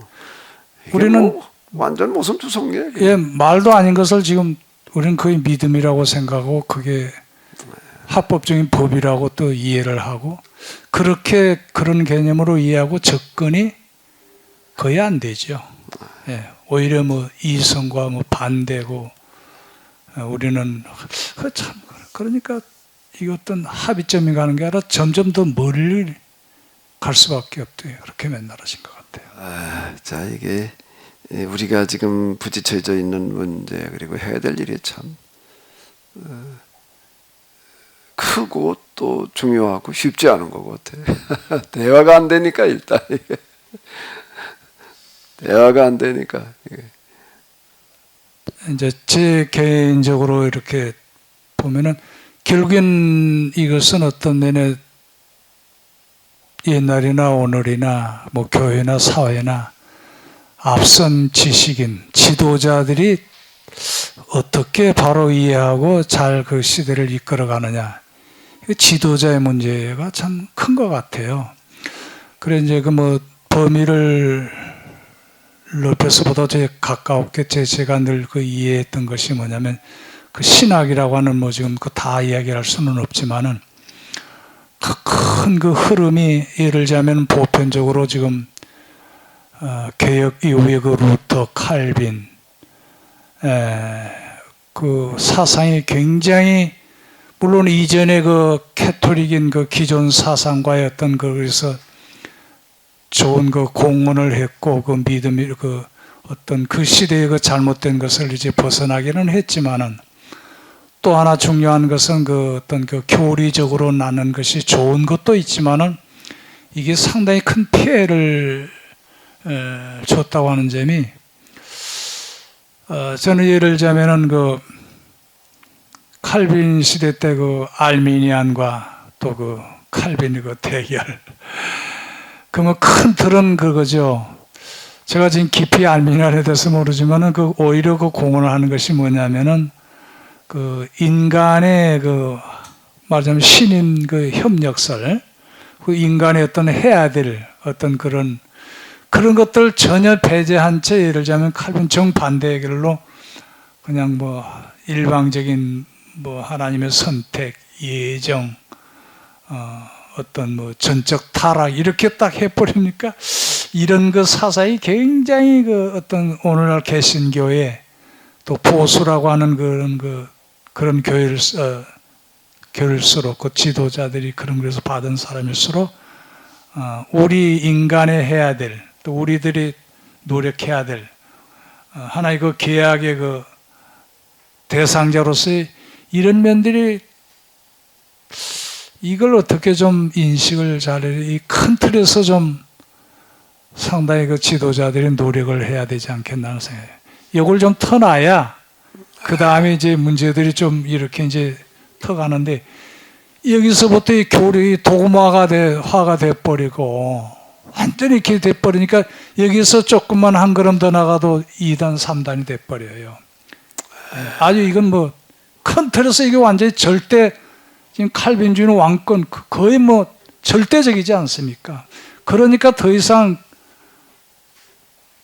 틈을 어떻게 비집고 들어갈 수도 없고 뭐 반론을 얘기한다는 것은 뭐 더 어려운 일이 돼버린 것 같아요. 그래서 또 가까운 지도자들이 또 특별히 신학을 우리가 다루는 우리들이 여기서부터 어떤 좀 문제들을 좀 잘 이렇게 풀어나가는 이게 그 노력이 이건 엄청나게 중요하면서 필요할 것 같아요. 네, 그런데 이제 이게 워낙 지엽적인 문제가 아닌 근본과 관련되어진 문제여가지고 이게 대화로 이렇게 풀어나간다라고 하는 거가 참 쉽지 않은 것 같아요. 그냥 평에서는 걷다가 말지. 이게 참 어려운 얘기 같아요. 그 부분이. 근간 자체가 잘못되어 있으니까 예수님 당시 서기관 바리새인들과 예수님의 이해가 서로 근간이 달랐다라고 이제 이렇게 볼 수가 있는데 오늘 우리도 또 지금 그런 문제에 지금 부딪혀 있다라고 하는 거예요. 자, 이제 어떻게 하다가 보니까 저희가 이제 여기까지 이렇게 왔는데, 저도 늘 말씀드리는 대로, 저도 전적으로 회심이 나한테 너무 큰 충격으로 다가오고 영향을 줘가지고, 저도 아주 구속사 신앙 주의자였다 얘기를 해도 저도 과언이 아닐 만큼, 전 그때 아주 심취해 있고 이러고 했었는데요. 어떻게 하다가 여기까지 왔어요. 근데 다시 지금 이 시간에 돌이켜놓고 보더라도 내가 참 건너지 못할 까를 어떻게 건넜나. 이걸 뛰어넘는다는 게 참 대단히 어려울 텐데. 근데 이제 구속사 경험이 강렬했던 것만큼 그 못지않게 그 하나님 경험이 또 더 강렬했다라고 얘기를 해야 되지 않을까. 하나님 경험이니까 이제 제가 이제 구속사 회심은 예수님 경험이잖아요.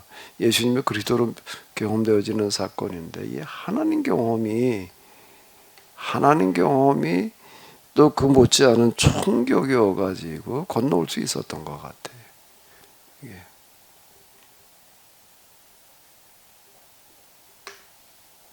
그래서 제가 이제 그 공관복음과 사복음서를 공관복음 예수님을 그리스도로 얘기하는 거고 주제가 사복음서는 예수님을 하나님으로 경험하는 거다. 내가 이제 이렇게 이제 해석을 하는 건데 그건 이제 경험 때문에 그렇게 얘기를 하게 되는 것 같아요. 예수님의 대속 사건을 경험하는 거가 이제 이 회심이고 예수님이 하나님이심을 경험하는 사건. 근데 그게 지금 제가 여기까지 오게 한 원동력이었던 것 같습니다.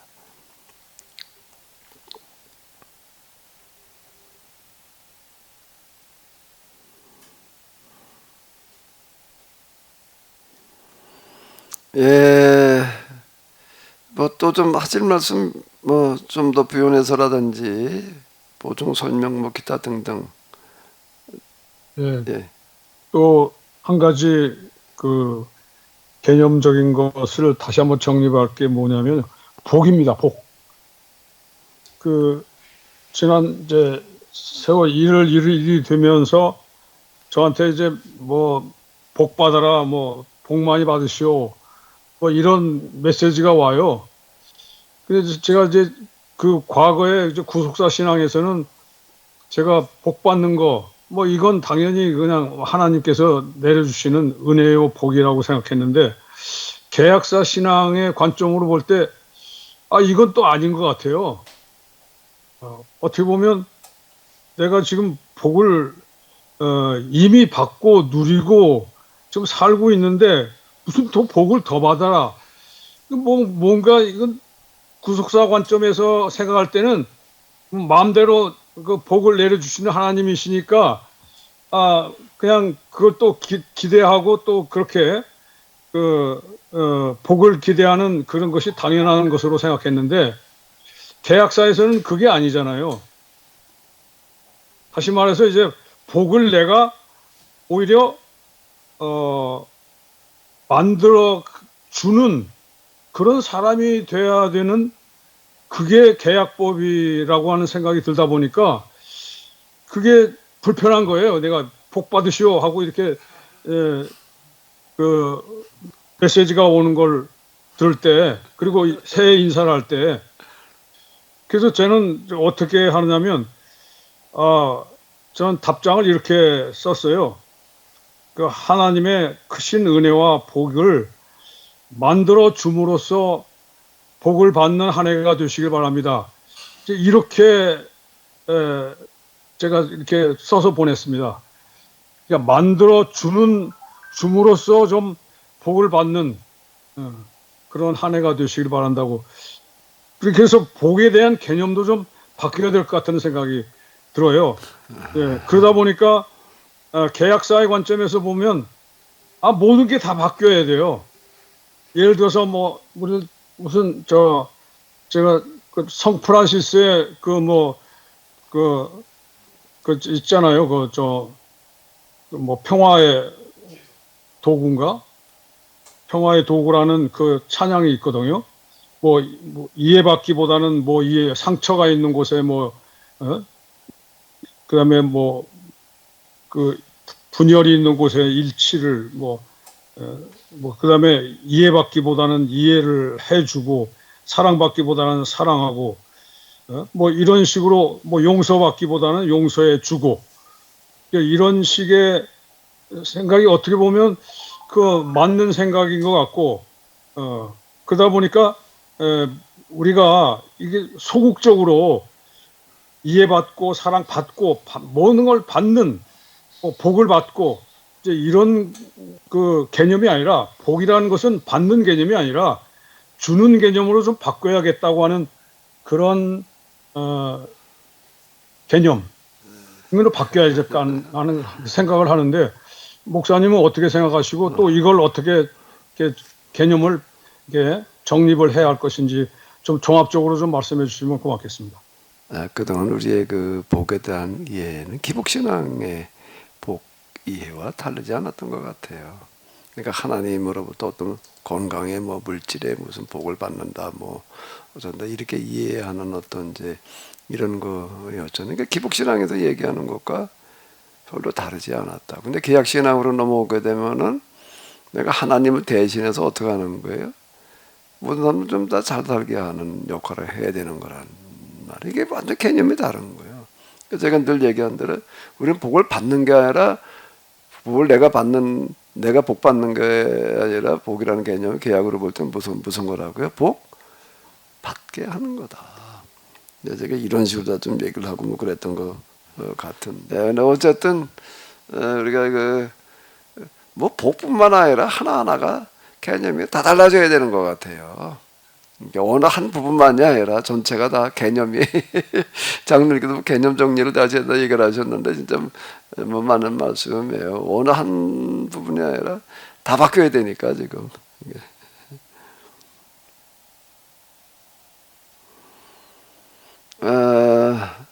오늘 이렇게 또 이제 여러분들이 참석해 주셔서 감사드리고요. 다음 주에는 뭘 하는 게 좋을지 카톡방에다 좀 미리 좀 누가 올려주시면은 고맙겠습니다. 여러분들이 원하시는 대로 같이 할 수 있도록요.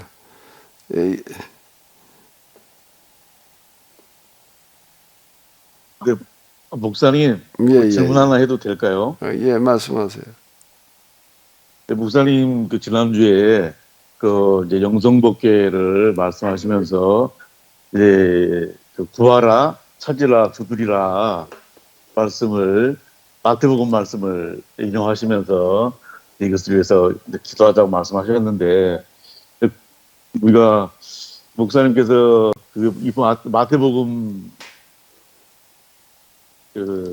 여기서 말하는 구하라 찾으라 두드리라와 누가복음에서 구하라 찾으라 두드리라를 배경 설명을 하시면서 누가복음에서는 양식 문제, 일용할 양식 문제, 먹거리가 없는 친구의 양식을 구하기 위해서 이 문제를 가지고 구하라 찾으라 두드리라 하물며 천부께서 이걸 해결해 주시지 않겠느냐 말씀으로 해석을 하셨는데, 근데 이제 마가복음에서는, 마태복음에서는 이제 하나님의 말씀을 가르치는 율법을 해석해줄 성경 선생을 구하라, 찾으라, 두드리라라고 이렇게 말씀하셨어요. 저희 거기에 전적으로 동의하는데, 이제 영성목계를 하시면서 구하라, 찾으라, 두드리라의 근거문으로 마태복음을 설정하셨단 말씀이에요. 근데 이렇게 이야기를 하면은 이것도 우리가 그동안 주제 설교를 하고 또 알레고리카라는 성경 해석을 할 때 이런 성경 해석은 배제해야 된다라고 해야 되는데 어떻게 이해를 해야 될까요, 목사님? 예.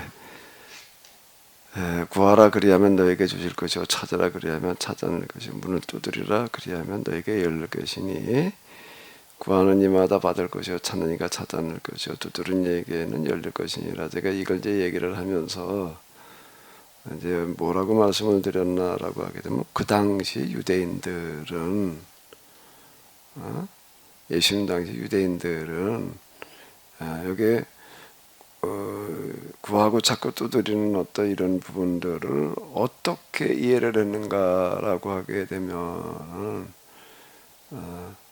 같이 모여가지고 성경을 공부하고 그런 사람을 또 내가 지금 모르는 성경을 가르쳐줄 사람을 구해라. 그러면 하나님께서 그런 사람 보내주시든지 깨달아 알게 하실 거다. 이렇게 이해를 했다. 그건 제가 이제 유대인들이 그렇게 이해를 했다고 한 걸 제가 설명을 한 거예요. 이 마태복음에 있는 구절이 이 율법을 가르쳐줄 사람, 같이 공부할 사람 구하라는 걸 얘기한 거다라고 말한 게 아니고, 제가 얘기할 때 유대인들은 당시에 이제 그런 식으로 이제 이해를 했다. 요렇게 얘기를 한 겁니다. 마태복음에 있는 얘기 자체가 율법 가르쳐줄 사람, 같이 공부할 사람 구하라고 그런 거다. 이렇게 못 박아놓은 게 아니고 아마 제가 그렇게 얘기를 했던 것 같은데요. 그 이제 전달이 이게 좀 이제 우리가 뭐 이렇게 하다가 보게 되면은 들을 때도요 똑같은 거를 가지고도 내게 딱 이렇게 들려오는 어떤 이런 쪽으로만 이제 이렇게 듣게 되는 경향들이 지금 누구에게나 이제 그런 게 있어가지고서 이제 그런데요. 여기서 지금 마태복음에도 얘기한 이런 부분들을 제가 한번 얘기하면서 그런 식으로 얘기를 하지 않았나 싶은데 당시 유대인들은 이런 구절을 그런 식으로 받아들였다. 유대인들이 그랬다는 얘기지 이 마태복음이 그걸 얘기하는 거다. 내가 이렇게 얘기하려고 그런 건 아니었던 것 같은데요.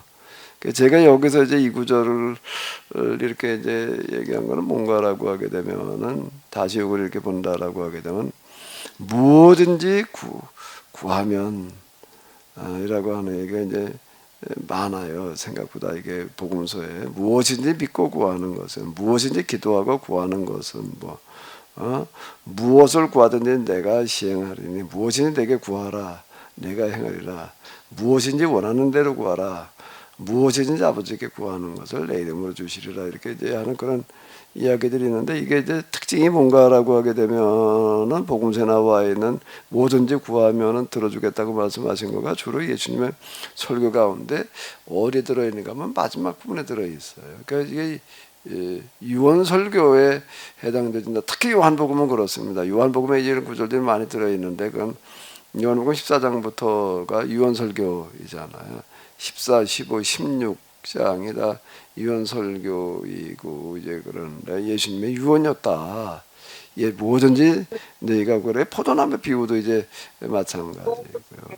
자 이렇다 그럼 우리가 무엇을 구해야 되느냐? 뭐든지 구하라고 그랬지 뭘 구하라는 것까지 나온 것은 아니에요. 그 무엇이든지가 뭐냐? 제가 이제 이렇게 묻고 들어가면서 그 무엇이든지라는 거가 뭘 구해야 되는가 하게 되면 하나님 나라를 구하는 거다. 하나님 나라가 이 땅에 임하는 이걸 구하는 거가 바로 무엇이든지는 곧 이제 그 하나님 나라가 이제 이 땅에 임하는 거를 구해야 된다라고 하는 거 이제 너희는 먼저 그의 나라와 그의 일을 구하라. 그리하면 이 모든 건 너희가 더하시라 이렇게 얘기를 했고요. 그러면 이제 뭐든지 구해라라고 얘기할 때 뭘 구해야 돼? 하나님 나라가 이 땅에 임하는 걸 구해. 내가 그냥 각자가 알아서 자기들 필요한 거 뭐든지 구해라 그럼 다 들어주겠다 이 얘기가 아니라 그건 기복신앙이 돼버리는 거예요. 예? 그러니까 여기다만 초점을 맞춰야 된다. 하나님 나라가 이 땅에 임하는 거. 여기다 초점이 맞춰져 있다. 그 이제 복음서의 주제가 하나님 나라, 하늘나라라고 하는 거와도 이제 맥이 같아야 된다. 이제 내가 그렇게 얘기를 한 거고. 그럼 어떻게 이 땅에 하나님 나라 임하게 할 거냐? 이제 이 문제가 남아 있다는 거예요. 내가 어떻게 이 땅에 하나님 나라를 임하게 할 거냐? 근데 하나님 나라가 임하게 해 주소서 그냥 그리고 끝나야 될 얘기가 아니라 구체적으로 우리가 하나님 나라를 어떻게 실현할 거냐라고 하는 게 이제 그 다음 이야기다. 그냥 기도나 하고 있으면 하나님께서 알아서 하신다 이렇게 생각하는 경향이 지금 우리 가운데 많이 있죠. 그게 아니라 구체적인 방법을 내가 찾아내야 된다. 근데 그렇게 얘기를 하면 제가 이제 여기서 마태복음에 있는 구하라, 찾으라, 두드리라는 이야기가 이제 이건 이 방법으로다가 우리가 이제 이렇게 해석할 수도 있다. 요것만 얘기한다. 제가 그렇게 얘기하는 뜻은 아니고요. 이제 이걸 가지고서 우리가 이제 방법을 이제 구하면은 하나님께서는 틀림없이 그 방법을 알게 하신다. 제가 그렇게 얘기를 한 거예요.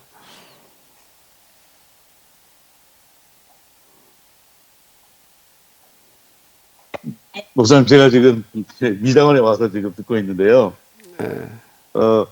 목사님께서 마태복음 7장 7절을 그렇게 해석하셨을 때 그때는 사실 이해가 되지 않았는데 제가 이제 마태복음 7장을 가지고 설교를 하면서 7장 7절 바로 한 절 앞에 이 말씀이 외식하는 자여 거룩한 것을 계획해 주지 말며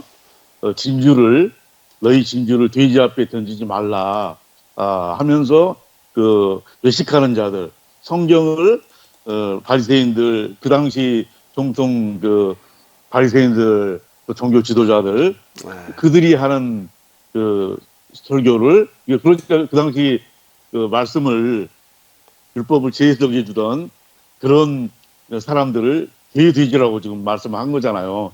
그러면서 그 뒤로 구하라 찾으라 두드리라 하셨으니까 목사님께서 그때 해석하신 것이 맞다. 마태복음 10장에서 구하라 찾으라 두드리라는 지금 설교하는 그런 개돼지가 아니라 정말 너희들에게 올바른 말씀을 율법을 재해석해 줄 자를 찾으라 구하라 그러면은 반드시 주시겠다는 말씀으로 정말 다시 이제 이해가 되게 됐습니다. 그런데 이제 목사님께서 오늘 영성 목표를 이렇게 해석하는 데 있어서는 저는 크게 뭐 어려움은 없지 않는데 그래도 마태복음을 인용하셨을 때는 그게 더 맞을 것 같다는 생각이 들어서 1차 독자가 일단 마태복음 1차 독자가 유대인이기 때문에 되지 않을까. 이제 그 말씀이 마태복음에 있는 건 아니고 누가복음에도 있잖아요. 누가복음에 의하게 되면 이제 주기도문에 이어가지고 주기도문에 대한 해설 또 이런 것들과 연관돼 가지고서 이렇게 나오고 있는데요. 제가 여기서 그 마태복음에 있는 말씀을 이제 인용을 한 것은 마태복음에서는 이 구절이 뭘 말하는가 이제 뭐 이런 식으로다가 읽었다 제가 이제 인용한 거는 아니고. 그러니까 누가복음에 있는 것과 이제 같이 이렇게 이제 견줘놓고 볼 때 누가복음은 이제 뭔가라고 하게 되면은 이제 주기도문에 대한 어떤 그런 연장선상에선 마태복음하고는 그 위치가 많이 달라요. 마태복음 이제 위치가 좀 많이 이게 다른데 그런 뜻으로다 제가 이제 인용한 겁니다. 뭘 구해야 되느냐라고 할 때 하나님 나라를 어떻게 임하게 할 거냐라는 그 방법을 구해야 된다. 근데 이 부분은 이제 우리가 좀 놓치는 경우들이 이제 많이 있거든요. 평화를 위한 기도만 하고 있어야 될 것이 아니라 어떻게 평화를 이룰 방법을 우리가 찾아내야 된다. 이제 어쨌든 성경이라고 하는 것, 특히 예언자들의 역할이라는 게 이제 그런 사람들이다. 그러니까 매 시대마다 무엇을 어떻게 해야지 구체적인 방안을 제시한 사람들이다. 제가 이제 이렇게 얘기를 했는데요.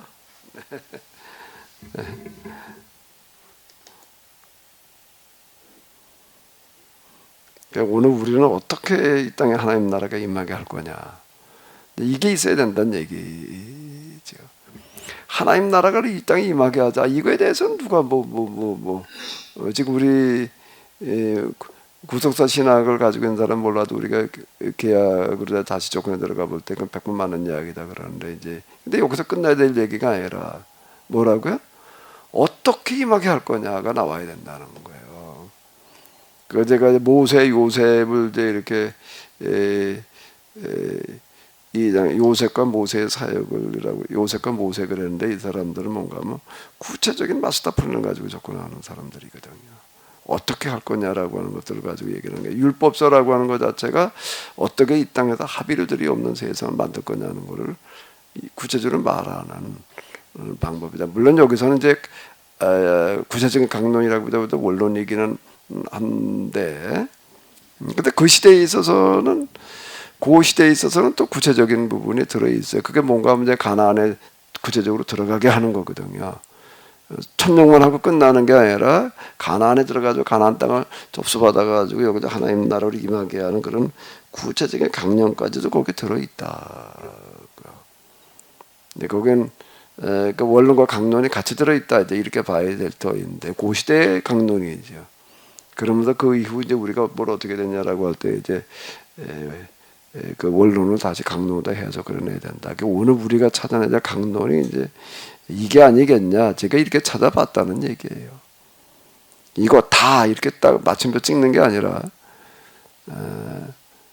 전쟁을 없이 하고 이따 하나님 임하게 할 이 생태계 문제를 해결하고 해야 이게 뭘로 다 그걸 가능할 거냐라고 할 때에 이런 거여야 되지 않을까. 이제 제가 이렇게 얘기를 했다는 거죠.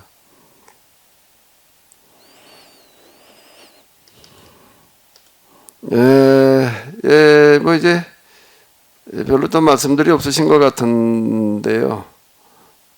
자, 우리 이중선 목사님 오늘 또 이렇게 그냥 아주 먼 길을 이렇게 오셨는데 우리 기도해 주시고 마치도록 하겠습니다. 아버지 하나님 은혜를 감사합니다. 저들 이렇게 사랑하여 주시사 귀한 케노시스의 영성 이렇게 같이 접근하게 하시고 배우게 하시고 깨닫게 하시고 우리 자신들을 이렇게 하나하나 발견해 가면서 또 우리를 통해서 이 시대적인 사명을 어렴풋이나마 이렇게 또 이해해 갈 수 있도록 복을 주심을 감사드립니다. 아멘. 여기 앞장서오신 우리 귀한 강서 목사님, 우리 강인태 목사님을 붙들어 주시고 또 이 교회를 붙들어 주시며 여기 속한 모든 우리 공동체 회원들을 일일이 권면해 주시고 역사하여 주옵소서. 아멘. 다시 하나님의 귀한 뜻을 더 바로 깨닫게 알게 하여 주시고 또 이 뜻을 온 세계 이 지금 현 시대에 펼쳐나갈 수 있도록 저들에게 지혜를 주시고 힘을 주시고 능력으로 함께하여 주옵소서. 아멘. 저희들이 부족합니다. 깨달음도 그리고 힘도 여러 가지 연약한 점들이 많사오나 우리 아버지 하나님께서 복을 주셔서 이 모든 일을 잘 감당해 나갈 수 있도록 역사하여 주옵소서. 아멘. 오늘 현장에 같이 모이지 못했지만 함께 무리 속에 있는 우리 온 회원들에게 함께하여 주시고 특별히 오늘 또 오후에 귀한 또 회의 또를 갖게 싸우니 이런 모임과 과정에도 함께하여 주시고 특별히 새해를 맞이하여 온 교회와 가족과 모든 식구들이 건강하며 하나님의 귀한 은혜 속에서 다른 어떤 거에보다도 특별하게 나아지고 발전이 있을 수 있는 한 해로 역사하여 주옵소서. 아멘. 복을 주심을 감사하옵고 예수님의 이름으로 기도드리옵나이다. 아멘. 예, 감사합니다. 네, 다음 주에 뵙도록 하겠습니다.